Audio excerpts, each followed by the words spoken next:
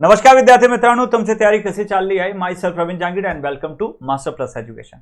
महावितरण भर्ती JEE and Mahapareshan Mahatransco AE की जो वैकेंसी है, इन सब के लिए आप अच्छे से तैयारी कर रहे हैं, but at this point of time आपको रिवीजन पे बहुत ज्यादा फोकस करना चाहिए।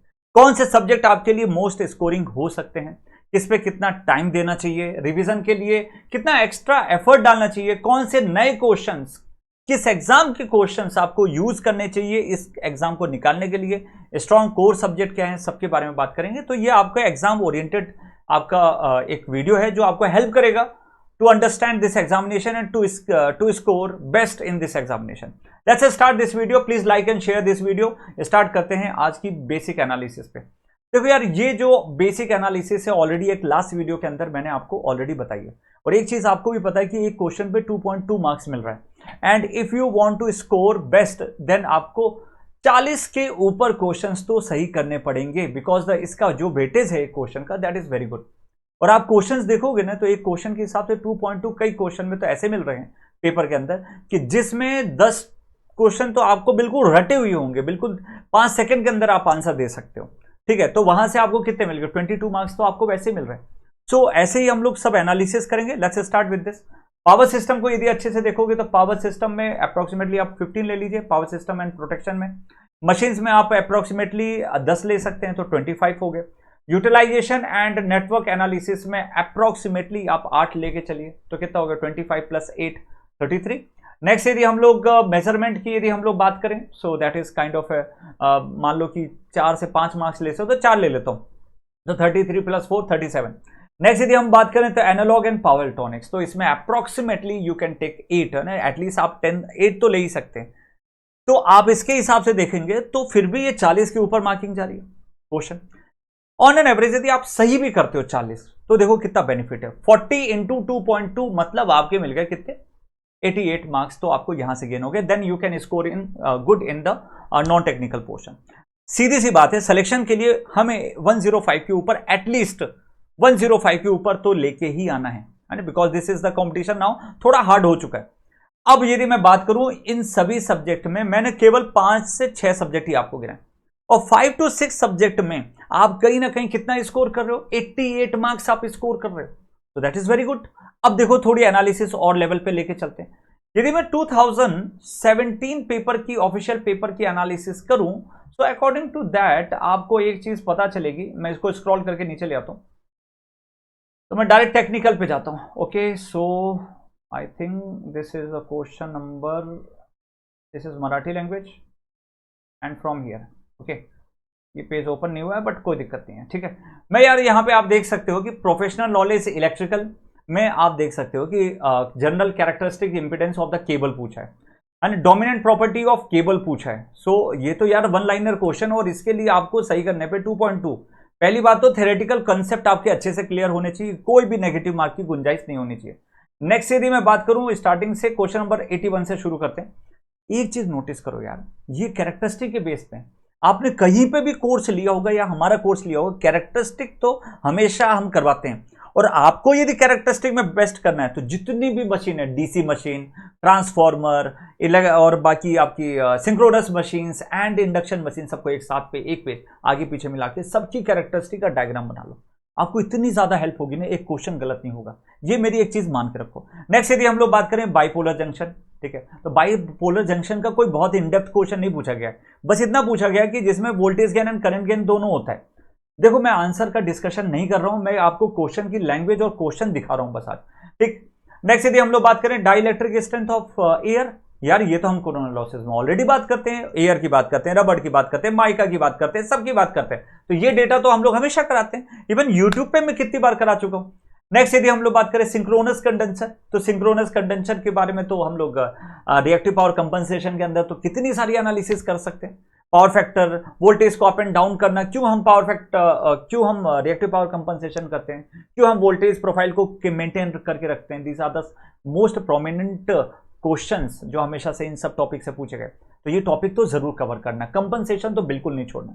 नेक्स्ट यदि बात करें तो एनालॉग में आप देखिए बिल्कुल बेसिक और काइंड ऑफ कचरा क्वेश्चन, लैचिंग, होल्डिंग, इन सब की है जो लैंग्वेज है, वैसे भी हम जब डिप्लोमा पढ़ते हैं तब भी हम पढ़ते थे ये सब चीजें, इंजीनियरिंग में तब भी हम पढ़ते थे। नेक्स्ट यदि हम लोग बात करें, थोड़ा सा और स्क्रॉल करते हैं, एंड देन सुपर कंडक्टर्स के बारे में, ठीक है। नेक्स्ट डिस्चार्ज के बारे में है बेसिक, तो हाइड्रो इलेक्ट्रिक पावर प्लांट के बारे में जो एक न्यूमेरिकल एक फॉर्मूला है उसी फॉर्मूले पे पूछा है। तो एक चीज तो आप समझ के रखो, न्यूमेरिकल साउंड क्वेश्चन तो आपके 50% 40 से 50% तो आपके न्यूमेरिकली साउंड क्वेश्चन तो आएंगे, ठीक है, इसलिए रेडी रहना। नेक्स्ट यदि हम लोग बात करें तो लाइटली लोडेड, हैवीली लोडेड, ये आपने ऑलरेडी पढ़ा के रखा है कि फेरेंटी कहां पे होगा। फेरेंटी इफेक्ट हो गया, कोरोना इफेक्ट हो गया, स्किन इफेक्ट हो गया, and next is proximity effect. 4 effect है, और ये चारों के चारों इफेक्ट मैंने अपनी free YouTube playlist power system के अंदर पढ़ा के रखा है, डिस्क्रिप्शन में जाओ, लिंक मिल जाएगी। नेक्स्ट यदि हम लोग बात करें तो इलेक्ट्रिकल सर्किट यहां पे आप देख सकते हो, ठीक है, तो बेसिक सर्किट है। और जब भी आप लेक्चर अटेंड करते हो आप एंड इवन क्वेश्चन सॉल्व करते हो, इवन टेस्ट सीरीज देते हो, इससे टफ लेवल के क्वेश्चन ही आपको देखते हो, है ना, तो ये आपको हेल्प करेगा। तो एग्जाम में टाइम इंपॉर्टेंट है कि कम टाइम में बहुत सारे क्वेश्चन करना, ये इंपॉर्टेंट आपका बनता है। नेक्स्ट यदि बात करें टॉर्क, तो ऑब्वियसली जब भी यार आप इंडक्शन मोटर पढ़ते हो तो डिफरेंट टाइप के टॉर्क्स ग्राफ के थ्रू आपको बताया जाता है कि कौन सा टॉर्क है, ठीक है, किस टाइप से ये बिहेव करेगा, तो पूरा ग्राफ प्रॉपर बना के दिया जाता है।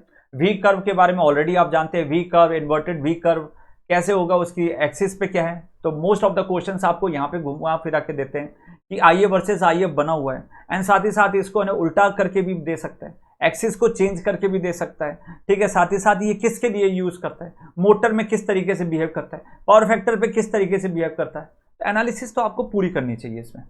नेक्स्ट यदि हम लोग बात करें लूप, तो बेटा ये जो क्वेश्चन है वो ईएससी का क्वेश्चन था प्रीवियस का, डायरेक्ट कॉपी पेस्ट किया गया। नेक्स्ट यदि हम लोग बात करें तो यहाँ पे चॉपर के बारे में, बिल्कुल सिंपल है, कोई टफनेस नहीं है क्वेश्चन के अंदर, सिंपल क्वेश्चन पूछा गया है आपको ड्यूटी साइकिल पे, चॉपर ए, चॉपर बी, ठीक है, चॉपर सी, चॉपर डी, इनकी ड्यूटी साइकिल क्या होती है, T on divided by total time, formula पता होना चाहिए, आपका काम हो गया, ठीक है। 10 मिनट का पोर्शन था ये बस, जिस टॉपिक से पूछा है। नेक्स्ट है property of the transmission line, ठीक है, तो वो उसमें कुछ ऑप्शन दे दिए, फिर उन्होंने करेक्ट इनकरेक्ट के बारे में पूछा गया, एडी माइनस बीसी, तो उसके बारे में आपको सिमेट्री नॉन सिमेट्री के बारे में पता होना चाहिए, कोई टफ क्वेश्चन था नहीं इसके अंदर। वेवफॉर्म का बोल सकते हैं, जिसकी एनालिसिस अच्छी नहीं है तो लीव कर देना, टाइम लग रहा है तो कोई दिक्कत नहीं, एक ही क्वेश्चन छूटा। नेक्स्ट यदि हम लोग बात करें न्यूमेरिकल, देखो मशीन के अंदर सिंक्रोनस जनरेटर पे क्वेश्चन है, और क्वेश्चन कोई छोटा मोटा नहीं है, अच्छा है, टाइम लगता है कम से कम 2 से 2.5 मिनट लगते हैं।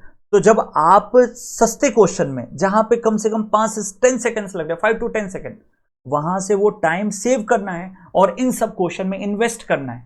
समझ में आई लॉजिक, क्लियर है। नेक्स्ट एसी सर्किट्स में आप यार बहुत सिंपल क्वेश्चन है, इवन आप डिप्लोमा में आप ये सब करते थे, इवन आप बीटेक के अंदर भी ये सब करते थे, ओके। सो एसी इंडक्टर के बारे में, value of the inductor is the value of the register, क्या चीज होगी यार, आराम से आप बता सकते हो। नेक्स्ट यदि हम बात करें तो nature of the reactive power compensation, Ferranti effect क्या होता है, इक्विवेलेंट टी सर्किट क्या होता है, these are the very important prominent question, हमेशा पूछे जाते हैं। कॉमन कलेक्टर हो गया, कॉमन एमिटर फॉलोअर हो गया, ओके। नेक्स्ट है परमियंस पूछा है भाई, परमियंस पूछा है, बताओ क्या बोलूं मैं, परमियंस के हिसाब से। Nature of the power factor पूछा है, star delta, open delta, Scott connections, हजारों बार तो क्वेश्चंस मैंने यूट्यूब पे करवा दिए। सर्ज इंपिडेंस लोडिंग क्यों यूज करते हैं और कहां पे होता है, वहां पे आपको रजिस्टिव पार्ट दिखता है, सर्ज इंपिडेंस क्या होता है, कैरेक्टरिस्टिक इंपिडेंस क्या होता है, ठीक है। इतने सारे टॉपिक है, ये पावर सिस्टम की प्लेलिस्ट के अंदर फ्री ऑफ कॉस्ट कराएंगे, आप एक बार चेक कर लेना, ठीक है। नेक्स्ट टेम्परेचर इंक्रीज करने पे, चॉपर पे 2 क्वेश्चंस हो गए, ठीक है, केबल पे कम से कम 3 से 4 क्वेश्चंस है, ठीक है। इंस्ट्रक्शंस है कि भाई असेंबली करने पे आपको कैसा करना पड़ता है। नेक्स्ट आपको यहाँ पे डीसी मशीन के क्वेश्चंस हैं, लॉसेज इन पावर सिस्टम पे आपको पूछा गया है, डीसी मशीन की बेसिक वाइंडिंग पे क्वेश्चन है, ठीक है। और केबल पे देखिए एक और क्वेश्चन है, ठीक है, 400 मीटर पे इतना मेगा ओम है, तो आपको पता होना चाहिए कि आर इंसुलेशन का फॉर्मूला क्या होता है, rho upon 2 pi L ln R2 divided by R1, ठीक है। तो ऑलरेडी ये सब क्वेश्चन करवाए हुए हैं। नेक्स्ट है स्टडी यूनिडायरेक्शनल, नॉन डायरेक्शनल, ठीक है, या बाई डायरेक्शनल, ये सब के बारे में आपको पता होना चाहिए, ठीक। नेक्स्ट यदि हम लोग बात करें तो आप देख सकते हैं लॉसेस के बारे में पूछा गया है, कॉपर लॉसेस दे दिया, अब इसको आप आउटपुट पावर पता करना है, तो वो तभी आप पता कर पाओगे जब आपकी प्रैक्टिस अच्छी होगी, केवल देख के जाने से नहीं होगा, वहां पे सब कंफ्यूज हो जाता है, ठीक है। तो इस तरीके से कहीं ना कहीं आप देखोगे, so you are having very basic question. So आप चाहे मैं इलेक्ट्रिकल की बात करूं, क्लिपर क्लैम्पर के बारे में हो गया, कोरोना डिस्चार्ज, बिल्कुल सिंपल, बताओ इतना सा क्वेश्चन पूछा गया है एंड उस पर आपको 2.2 मार्क्स मिल रहे हैं। Distortion less transmission line, simple topic पे कई तो क्वेश्चन ऐसे हैं जो यूट्यूब पे ऑलरेडी प्लेलिस्ट के अंदर, मतलब आपका यहां से 40 प्लस क्वेश्चन का तो मैंने यूट्यूब पे ही करवा के रखा है, प्लेलिस्ट पे ही करा के रखा है, वहां से ही पढ़ सकते हो एटलीस्ट। ठीक है, नेक्स्ट यदि हम लोग बात करें तो ये हो गया। तो यार आपको इस एग्जामिनेशन में अब नए क्वेश्चन चाहिए, और नए क्वेश्चन हमने अपने पेड लेक्चर्स के अंदर करा के रखा है। आपको ये बहुत जेन्युइन सजेशंस मैं दे रहा हूं। देखो एग्जामिनेशन ऐसा तो है नहीं कि तुम तैयारी कर रहे हो, तुमको सब कुछ तुम्हारे पास अवेलेबल है और तब आप रिवीजन कर रहे हो, तब तो ठीक है। कभी यहां से कंटेंट ले रहे हो, यहां से ले रहे हो, बहुत कंफ्यूजन है। हम आपको सब बिल्कुल पिरो के दे रहे हैं, ये जैसे मालक बनाते ना, तो वैसे आपको पिरो के दे रहे हैं। बिल्कुल ये आप है आपके पास, लो भाई हमने पढ़ा दिया, ये वीडियो ये पीडीएफ सब कुछ है, इसके बाहर कुछ नहीं आएगा, बस इतना पढ़ लो आपका हो जाएगा। और हो रहा है बच्चों का सिलेक्शन। तो आई वांट कि आप भी उसी तरीके से करें, गाइडेड वे में करें। नेक्स्ट आप देख सकते हैं कि भाई रोटेटिंग मशीन्स में लॉसेस के बारे में पूछ रहा है। ठीक है, साइज ऑफ द मेमोरी आपको पूछा गया है, मेमोरी चिप्स के बारे में, तो आपका वो प्रोसेसर्स वाला पार्ट हो गया। ठीक है, एमपीएमसी वाला। नेक्स्ट है थायरिस्टर के withstand the repetitively and negative value of the sine voltage आपको पूछ रहा है। ठीक है, नेक्स्ट है लाइटनिंग अरेस्टर बुकॉल्स रिले के बारे में। हजारों बार तो ये सब क्वेश्चन आपने डील कर लिए, बुकॉल्स रिले वाले ये सब हो गए। या फिर हम लोग यहाँ पे बात करें कितना रेजिस्टेंस ऐड करना पड़ेगा, एमीटर वाला, तो ये तो आपका ठीक है, कितना शंट रेजिस्टेंस ऐड करना पड़ेगा, कितना सीरीज मल्टीप्लायर ऐड करना पड़ेगा, इसमें तो हर एक टॉपिक में 2-2 3-3 क्वेश्चन ऑलरेडी मैं करवा के रखा हूं। तो आपको नोट्स के बाहर तो कुछ नहीं आएगा, इतना तो मैं आपको शो कर दिया। अब आते हैं भाई बेसिक, आते हैं कुछ और चीजों पे। ये जब आपको एनालिसिस पता चली कि भैया ये टॉपिक तो आपके आ रहे हैं, तो पावर सिस्टम में कहीं ना कहीं डिस्ट्रीब्यूशन ट्रांसमिशन वाला बहुत इंपॉर्टेंट पार्ट है। केबल से 3 क्वेश्चन एक ही पेपर के अंदर पूछ लिए। डिस्ट्रीब्यूशन इस बार इंपॉर्टेंट बन सकता है, एचवीडीसी इंपॉर्टेंट बन सकता है। इसी तरीके से यदि मैं नेटवर्क एनालिसिस की बात करूं तो रेजोनेंस का पार्ट है वो बड़ा इंपॉर्टेंट बन सकता है। इसी तरीके से हम लोग बात करें तो एसी के फंडामेंटल पे 2 क्वेश्चन पूछे गए, तो वो आपके लिए इंपॉर्टेंट बनेगा। डीसी सर्किट को सॉल्व करना, all in over core subject आप तो सभी टॉपिक पढ़िए, क्योंकि हर बार ट्रेंड चेंज होता है। बट एक चीज मैं आपको स्ट्रिक्टली बोलूंगा, तो रिपीटेटिवली इंजीनियरिंग सर्विस के क्वेश्चन आप जरूर करो, इंजीनियरिंग सर्विस के प्री के क्वेश्चन जरूर परफॉर्म करो। कहीं से भी एक बुक प्रेफर कर लो, चाहे आप मेडीजी पब्लिकेशंस का ले लो, ठीक है, चाहे और किसी पब्लिकेशन का ले लो। प्रीवियस ईयर के क्वेश्चन से साथ में सॉल्यूशन भी रहते हैं उसमें। फटाफट क्वेश्चन को सल्टाओ, दिन में 500 क्वेश्चन सॉल्व करो, देखना आपके अंदर कितना इंप्रूवमेंट आएगा। ठीक है, तो ये हो गए स्कोरिंग स्ट्रॉन्ग कोर सब्जेक्ट्स। कौन से इंपॉर्टेंट टॉपिक्स है वो भी मैंने आपको बता दिए, जहां से वो पूछे जा रहे हैं वो टॉपिक्स को पहली प्रायोरिटी आपको देनी है रिवीजन करने के लिए। ठीक है, बाकी जैसे अदर सब्जेक्ट्स हैं, जैसे डिजिटल हो गया, मटेरियल्स हो गया, इलेक्ट्रोमैग्नेटिक थ्योरी हो गई, इन सबको तो देखो हम समय के साथ में वैसे भी थोड़ा थोड़ा पढ़ते ही रहते हैं, तो वो आप करो। आई जस्ट वांट कि जो हमारा कोर पोर्शन है वो कहीं पे कम नहीं होना चाहिए। केवल 6 सब्जेक्ट्स डिसाइड कर रहे हैं आपके 88 मार्क्स, तो मेरी प्रायोरिटी रहेगी पहले उनको, बाकी आप बाकी सब्जेक्ट डेफिनेटली अपने तरीके से जैसे कर रहे हो वैसे करते रहो। क्लियर। नेक्स्ट यदि हम लोग बात करें कि ये हो गया टॉपिक्स, अब यार तैयारी कैसे करें। मैंने एक चीज बता दी कि इंजीनियरिंग सर्विस के क्वेश्चन जरूर देखो, ठीक है, प्री गेट के 1 मार्क के क्वेश्चन जरूर क्वेश्चन प्रैक्टिस के अंदर इंक्लूड करो। आपने यदि आपका सिलेबस कंप्लीट नहीं हुआ तो first try to complete your syllabus, और कंप्लीट करके क्वेश्चन प्रैक्टिस पे लग जाओ। और यदि आपको लग रहा है कि यार हमसे तो शायद ना हो पाए उतना, कि उतनी मेहनत की कहां से क्या सेलेक्ट करना है, आप बता दो, तो हम अपने लेक्चर्स के अंदर, इस बैच के अंदर लेक्चर भी दे रहे हैं, पीडीएफ्स भी पूरी प्रोवाइड कर रहे हैं। ठीक है, डेडिकेटेड टेलीग्राम बनाया गया है, डेडिकेटेड व्हाट्सएप ग्रुप बनाया है डाउट्स के लिए, प्रॉपर वे में गाइड कर रहे हैं, टास्क अलॉटमेंट प्रॉपर दे रहे हैं, कितना क्या हो रहा है, चीजों को रेगुलर बेसिस पे एनालिसिस की जा रही है। बस यही तो चाहिए आपको एग्जाम के लिए। एंड सबसे इंपॉर्टेंट चीज है कि एमसीक्यू सेशंस रेगुलर बेसिस पे हम लोग कराते हैं। तो आप 1500 रुपए की प्राइस है, प्राइस हाइक हो सकती है, आप जरूर परचेज करें। डेफिनेटली अपने एग्जाम ओरिएंटेड तैयारी करो, अदरवाइज पीएचडी करने वाला बच्चा बहुत ज़्यादा, जो पीएचडी करता है बहुत ज़्यादा एनालिसिस करते रह जाता है, उसका सिलेक्शन होने में बहुत टाइम लग जाता है, एंड इवन कई बार तो ऐसा देखा गया होता भी नहीं है। तो एग्जाम ओरिएंटेड पढ़ना है, जो हमने अपने महाट्रांसको एई एंड महावितरण जेईई के छत्रपति बैच के अंदर दिया। तो thank you so much and all the very best. अच्छे से पढ़ाई करिए, कुछ भी लगे डेफिनेटली मुझे कमेंट सेक्शन में बताइए। एंड साथ ही साथ मुझे एक चीज़ ये भी बताइए कि और किस टॉपिक पे आपको वीडियो चाहिए, so that I can guide in this Mahatransco AE examination के लिए। ठीक है, thank you so much, bye bye, मिलते हैं नेक्स्ट वीडियो में, बाय बाय।